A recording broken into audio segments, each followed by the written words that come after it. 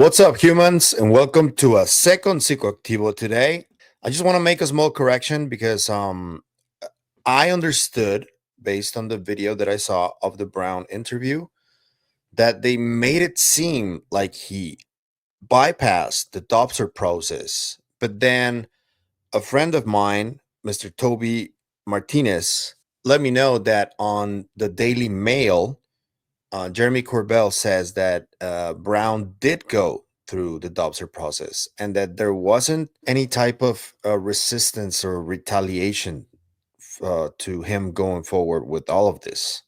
So I'm a bit confused because on that weaponized video, the interview, it kind of made it seem like that. But because of all the dramatic undertones and everything, I mean, I get he is scared for his life because it is a serious topic. And David Grush, even though he went through Dobser, he's alleged that he was threatened and there's been character assassination against him and all that. So that potentially can also happen to Brown. But he said he was scared for his life and that he was risking life in prison and death penalty. Why is that if he did go through Dobser? And I'm going to leave links to the Daily Mail interview in the description so you guys can check it out because it is a quote, direct quote from Corbell. So why does he face that if he did go through Dobser? But that's not why we're here. Sorry for the small rant. Today, also, the SCIF briefing from the Congress people with Luis Elizondo, Christopher Mellon, potentially David Grush, and they also wanted Arrow there, did not happen. Something happened that they had to postpone it. And this is the tweet that Luis Elizondo, after he released a 10-minute video giving everybody a preview of what was going to happen today, he released this tweet. It says, "Folks, unfortunately, our friends in the House of Representatives had to postpone one of our classified meetings until after this month. This last minute, literally, schedule change was due to some non-related House matters concerning budgets, not UAP. As such, we're still on track for our discussions on the Senate side later this week and other important matters. We will continue to keep you all posted with new developments. This week should be interesting and informative, so stay tuned." I have a big problem with this, and I'll tell you why. Because we were all wondering what happened, and so he said that it had to do with budgets, right? Not UAP. And then Matt Laslo from Askapol just released this on his website. Please, everybody, subscribe to Askapol. He spoke to Congresswoman Luna about this and asked her what happened. And she said a different message to the one Lou just tweeted. I'm not sure if Lou is going to modify or erase his tweet, but the fact that they're not even talking amongst themselves to release the same messaging, to me, that is a little problematic because people can get confused with this stuff. So this is what Congresswoman Luna said to Matt Laslo, friend of the show, at Askapol. What happened with today's SCIF briefing? So Grush could not make it, and so we wanted to make sure that he was there for it. So that's why we just paused it. But the rest of it is still sticking true to timeline. So, but we have to have Grush. You know that he's one of he's a great advisor for Burleson. Yeah. Has the do you feel like you guys do have better direction, better? Yeah, 100%. Yeah, 100%. Having him on board is really helpful. And then also to having a transparent government. Tulsi's been extremely helpful. There's been a lot of good people that are pushing for this, and so we're happy about that. Is Ms. Gabbard, are you guys working with the administration, her and others, on disclosure? So yeah, I would say she's all things point on these issues, but we've also had a lot of good response from the appointees. And so what I will tell you is it actually is helpful. There's a noticeable difference, I think, not just with other Republican administrations, but also Democrat administrations, and the level of transparency that this administration is pushing for is unprecedented. We're very happy about it. So, and when it comes to disclosure, because we've seen them release some files, but nothing UAP related. Well, I think it's important for people to note that when other in U.S. history have you had government actually admitting and or pushing for transparency, bicameral, bipartisan, where we've had the level of support from various intelligence agencies on it.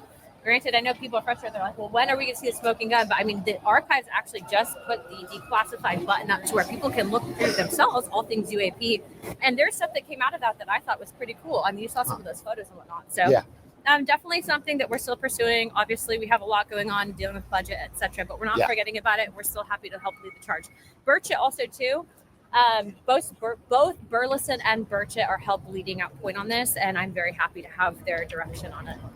And so this timeline, it kind of felt like at the beginning of the year was nothing, but you guys have been working. Oh, we've been 100%. Yeah, we had meetings with Gresh last session. We got everything lined up, organized the SCIF briefings. We have the timeline set for the actual roundtable that's on Thursday. You should be at that. Yeah. And then also, too, we have an actual hearing. And then we have whistleblowers, too. So you guys might not see it all happening. Yeah. Because we just don't have time. Frankly, there's not enough hours in the day to put it all out there. But it's happening for sure. Did you guys know the witnesses yet? Or I can't tell you about the witnesses yet. So it's announced. But thank you. That's my job. I got to ask. No you worries. Can't tell me. Kudos, Matt. You tried to get her to say Matthew Brown, didn't you? Let's hope it's him, right? Because it would be a good addition to this whole stuff, and he would do it under oath, and it would enforce his testimony that was released today and weaponized. So that'd be cool. But yeah, it's what I'm telling you guys. You need to talk to each other. Luna, you must have a direct line to each other. So you got to talk to each other to relay the same message that you guys are gonna say. The truth, what happened. Because if you release messages that are different to each other, that creates confusion, and that creates more criticism for that. I think it's just a matter of sending out the different messaging because you don't talk to each other. I honestly don't think anybody is really lying about anything, but it is a problem. So we need to fix that. Okay, guys. So last minute modification here. I'm sorry for this, but Matt Ford just recently came out to say something really interesting about Congresswoman Luna and what she told Matt Laslo at Basketball.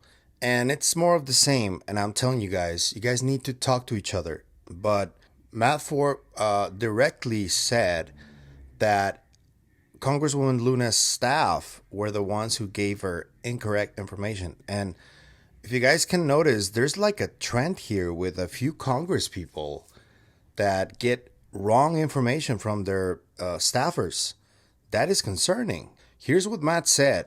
Unfortunately, Congresswoman Luna's staff may have given her incorrect information. The reason for the postponement has nothing to do with David, I promise. P.S. Please support the work of Basketball, aka Matt Laslo. But yeah, the video stands as is. I think they need to talk to each other. I don't know why they wouldn't have like a direct line to each other. Why do people have to talk to staffers? Especially when it's just Lou and Luna. I mean, they should have each other on chat or something, you know? But yeah, my point stands. Thank you. Bye. But yeah, did you guys catch that about Tulsi Gabbard? That was kind of weird, right? Luna said that Tulsi is like leading point on a lot of this directly from the administration. She's the DNI, remember, Director of National Intelligence. So she's like being really helpful and everything. And she did say that she was going to take care of this in that hearing that she attended. But we didn't know if she was. So now we do. And she's apparently really involved. So what do you think about that? Do you think that's good? Do you think that's bad? I know she garners a lot of criticism and division due to her politics, but I say the more the merrier. If they're really doing work about the topic, I don't really care as long as they're doing it. And yeah, Luna was really rapid fire. I like her style. She's like to the point and she remembers everything. She was like, yeah, we got that experts panel. You should be there. She tells Laslo. That was cool. And yeah, that final part was really funny. Kudos to Matt Laslo for doing that. He has to ask. I'm sorry. But yeah, this brings another conversation that we need to address, which is these next 3 days are going to be really interesting because Lou said that the Senate Armed Services Committee is going to have a SCIF briefing with them and also Congress, but that's going to be for later because they had to schedule due to Grush not attending. It's important he's there. And we have that experts panel. That one is going to be a live stream. And I asked if it was possible to transmit through my channel and me reacting to it and talking about it. And they told me that it was possible. So I am currently meditating on whether I do it or not. Let me know in the comments if you would like for me to do that. That would be my first live stream. I would love to have you guys there so we can talk on the chat and hang out and see what happens at this experts panel. Let me know. And also potentially the upcoming hearing on May 12th, which was the possible date that they picked and announced, that could have Matthew Brown in it. And that would be really interesting to me because he was supposed to be the one testifying in November. Michael Schellenberger took his place. And now that he's public and people know him, I think that he is something similar to what David Grush was at the time. And hearing in the back channels to the few people that have spoken to him, they say that he's like a really personable guy and just a decent person. So I would very much like for him to be on the stand and testifying under oath about this. I think it's important. Hopefully everybody agrees on that and we can have Matthew Brown there and make him even more famous than he already is after today because he was on nobody's radar really, just like a handful of people. So that is telling. I like that. And yeah, I just want to echo the fear that you could see in his eyes and his voice. He is fearful for his life. So why is there a confusion there? Why does Jeremy say that he did everything legally? And then in the video, he says that he is facing life in prison and even the death penalty. I found that startling. Why is there mixed messaging? Again, do you guys see the trend and the pattern here? Mixed messages. And that is not helping anybody. So talk to each other. It's not difficult. Let me know what you think in the comments about this SCIF briefing being postponed because Grush wasn't able to attend. And let me know what you expect from this week, especially from the experts panel. Let me know if you want me to live stream it. If you do, I'll do it. It will be my first one. So if I make any mistakes, please bear with me.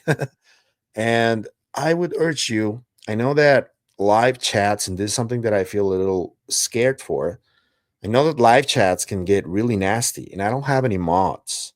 So I would just, before I even make the decision, I beg you, please, if you get into the live chat, try to do it respectfully. Don't get all vitriolic and mean to people.